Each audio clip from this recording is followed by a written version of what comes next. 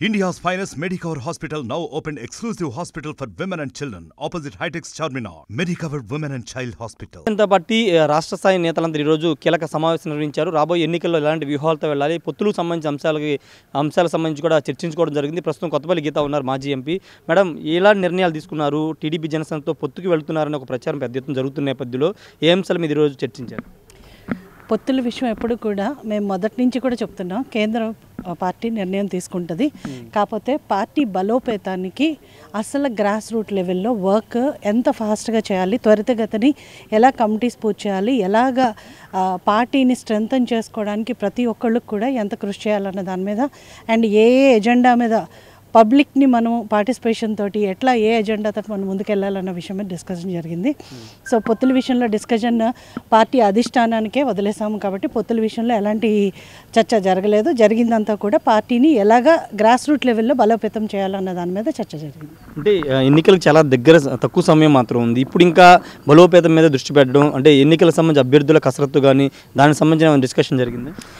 ఖచ్చితంగా అండి. 175 కాన్స్టిట్యున్సీల్లో first of all BJP అన్నది తన ఎంతవరకు పోలింగ్ బూత్ ఏజెన్సీ ఎలా స్ట్రెంగ్తన్ చేసుకుంటాం అన్న దాని మీద నిర్ణయాలు ఖచ్చితంగా తీసుకుంటామని చెప్పడం జరిగింది. చాలా త్వరితగతిన ఎలాంటి నిర్ణయాలన్నా సరే కేంద్ర పార్టీ అనౌన్స్ చేస్తుంది. అండ్ ఇప్పుడు మనం ఈ 15వ తారీఖు లోపు మనం ఎలక్షన్ మేనేజ్మెంట్ కమిటీస్ అయ్యి ఎట్లా వేసుకోవాలి, బూత్ లెవెల్లో ఎట్లా వర్క్ చేయాలి, అసెంబ్లీ కాన్స్టిట్యున్సీ లెవెల్లో ఎలా వర్క్ చేయాలి, పార్లమెంట్ లెవెల్లో ఎలాంటి సంస్థాగతంగా ఎలా బలపరుచుకోవాలి అన్న దాని మీద ఇవాళ చర్చ జరిగింది. అలాగే కేంద్ర పార్టీ నిర్ణయం తీసుకున్నాక దాన్ని బట్టి ఎట్లాగా ఏ పార్టీ ఏది ఇస్తుందో ఇప్పుడు మనం ప్రజల తరపున పోరాడడానికి నిర్ణయించుకున్నాం కాబట్టి డెఫినెట్గా వైసీపీ వ్యతిరేకంగానే మనం పోటీ చేస్తున్నాము. మనం వైసీపీని 100% ఏ రోజు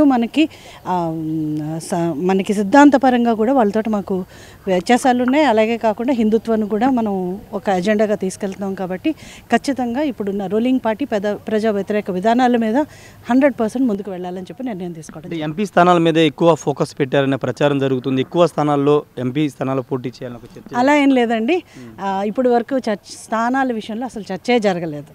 సో అదంతా ఏంటంటే ఒక ఏమంటారు, అందరూ కూడా దాన్ని పెద్దది చేసి మాట్లాడుతున్నారు. అట్లా స్థానాల విషయంలో ఎలాంటి చర్చ జరగలేదు.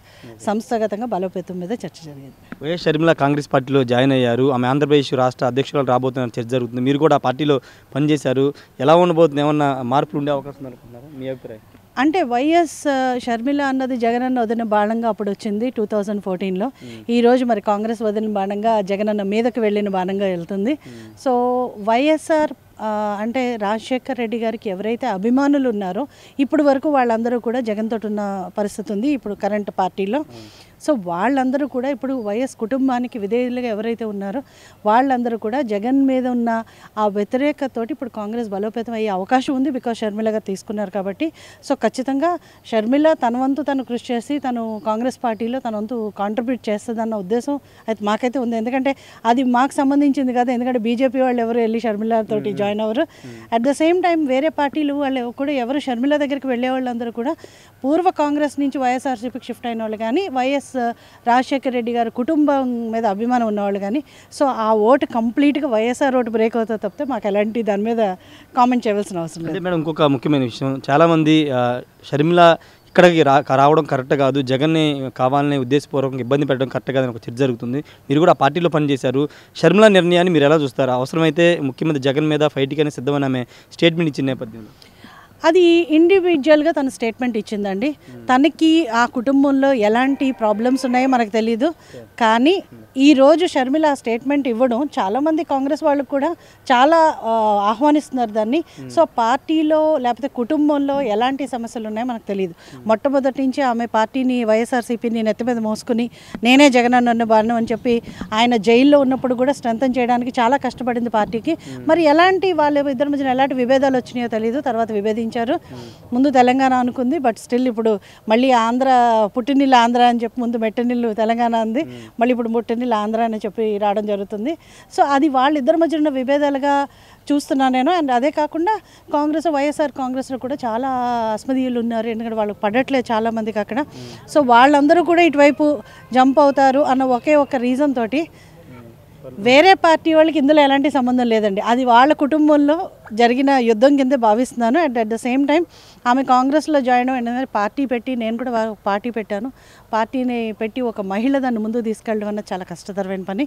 ఈ రోజు ఒక నేషనల్ పార్టీలో ఆమె జాయిన్ అయ్యి మళ్ళీ ఆమె పొలిటికల్గా నిలబడాలని ఆశిస్తున్నారని నేను అనుకుంటున్నాను. Thank you. మొత్తంగా కూడా చెప్తున్నారు బీజేపీ భారతీయ జనతా పార్టీ సంస్థాగతంగా బలోపేతం పైన ఈరోజు చర్చ జరిగిందని చెప్తున్నారు. రాబోయే ఎన్నికల మీద అంశాలు, ఎన్నికలు ఏ విధంగా ముందుకు వెళ్ళాలి, ఏ విధంగా అభ్యర్థులు నిలబెట్టాలని అనే అంశానికి సంబంధించి ఈరోజు సమావేశం చర్చించామని చెప్తున్నారు. పొత్తులకు సంబంధించి కేంద్ర అధిష్టానానికి నిర్ణయాన్ని వదిలేశాము. పూర్తిగా కేంద్రం ఎలాంటి నిర్ణయం తీసుకున్నో, జాతీయ పార్టీ ఎలాంటి నిర్ణయం తీసుకున్నో దానికి అనుగుణంగా రాష్ట్ర పార్టీ పనిచేయాలని నిర్ణయించుకున్నట్లు కొత్తపల్లి గీత చెప్తున్నారు. Camera person పండితో Rayesh, RTV, Vijayawada నుండి. మరిన్ని వీడియోస్ కోసం ఛానల్ ని సబ్స్క్రైబ్ చేయండి. లేటెస్ట్ అప్డేట్స్ కోసం వాట్సాప్ ఛానల్ ని ఫాలో చేయండి. అండ్ లింక్ డిస్క్రిప్షన్ లో ఉంది.